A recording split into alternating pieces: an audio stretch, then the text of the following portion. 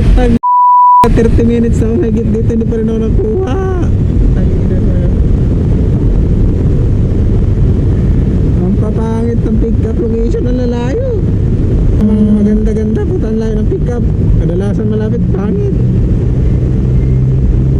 Bumiyahe nga ako ngayong araw guys, December 31, kahit mag-New Year na. Naalala ko kasi dati nakarang taon, December 31, 2023. Sa mga nakakwentuhan kong ka-joyride namin, sobrang lakas daw talaga bigayan pag ganitong mga araw. Kasi yung ibang mga nagmamadali ng umuwi, dinodoble na lang daw yung pamasahe nila, makauwi lang sa bahay nila. At yung iba naman, ang laki magbigay ng tip. Minsan nga, mas malaki pa yung tip sa pamasahe. Kaya ngayong araw guys, sinubukan ko talagang bumiyahe kahit medyo pagod-pagod. Ngayon, kakalabas ko lang 5 PM ng hapon na. At ngayong araw, ang lakas ng kutob ko na may magbigay sa akin ng kulay blue ngayon. Kaya, medyo ganado akong bumiyahe. At dito nilinisan ko muna lahat ng mga kagamitan ko para hindi naman magreklamo yung customer. Wala na pa naman akong shower cap, baka magreklamo, sabihin mabaho yung helmet ko. Kaya ayan, aficionado na yung spray ko dyan. Iwan ko na lang kung magreklamo pang mabaho. Tissue at wipe na rin pamunas ko dyan para literal talagang malinis at masatisfied yung customer pagbaba. Pasabihin, ang bango mo naman kuya, ay ang sarap nun. At yan talagang inamoy ko kung mabaho ba talaga at hindi naman. Kaya sabi ko okay na, pwede nang bumiyahe. Kaya ready na ako guys. At ito ipapakita ko sa inyo na December 31 talaga ngayon.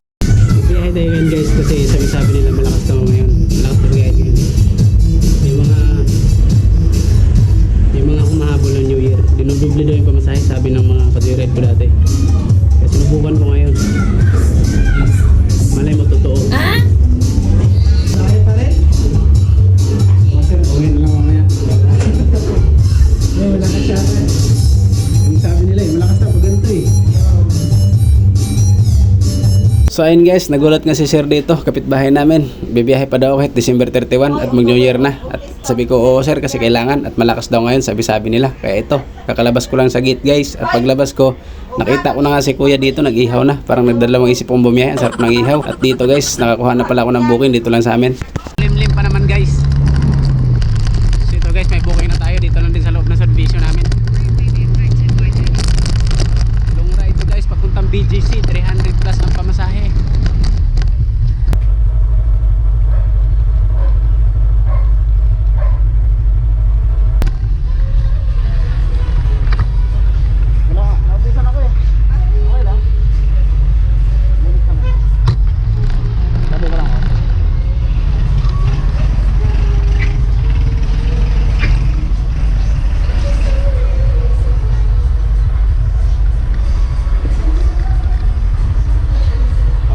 Pagkatapos ko nga si sir tanungin kung okay na siya sa likod, umalis na ako. At pagkalak ng helmet ko nga dito, natatanggal yung lock, medyo sira na talaga helmet ko, kailangan ng palitan. At dito guys, kinausap ko yung CS ko kung may pasok pa rin sila. Pasok pa rin ba yung New Year na?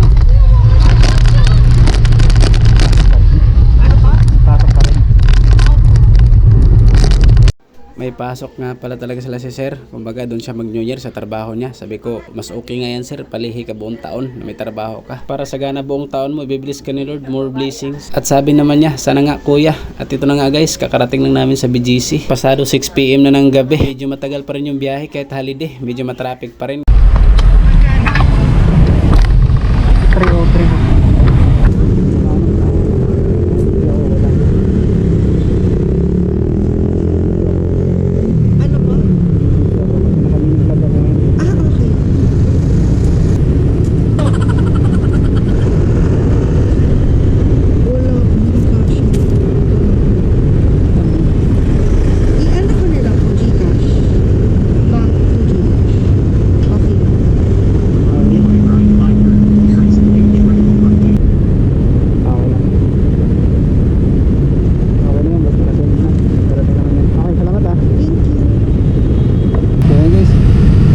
Complete na yung first booking natin, long ride, 300 megit na pamasahe from Muntinlupa to BGC.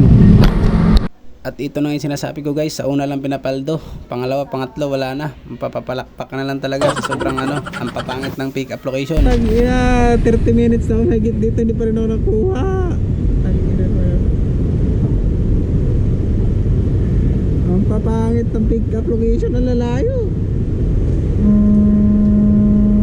Meron namang maganda-ganda, putan layo ng pick up.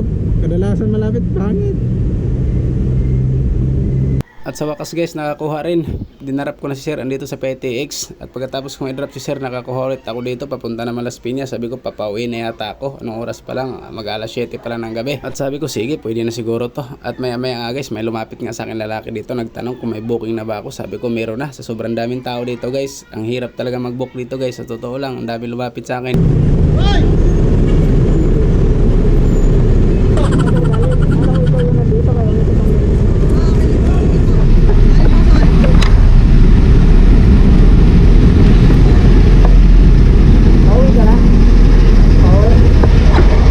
May dala pang milk tea si ma'am. Sabi ko ma'am, mukhang masarap yan na pwede pahigop ako. Ay, charot. Joke lang guys. Baka personalin nyo. Ay, at dito pinaliwanag ko sa kanya na hindi na ako pumunta sa entrance 1 kasi baka iikot na naman kami. Kaya dito na lang ako naglagi at pinapunta ko na lang siya dito para dito na lang kami lulusot agad.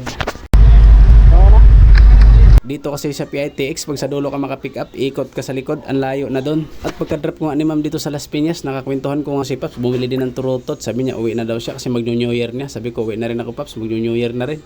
Okay na rin siguro to, naka 900 na rin naman ako, 4 hours na rin akong bumiyahe. Ang hirap kasing bumakbak sa biyahe.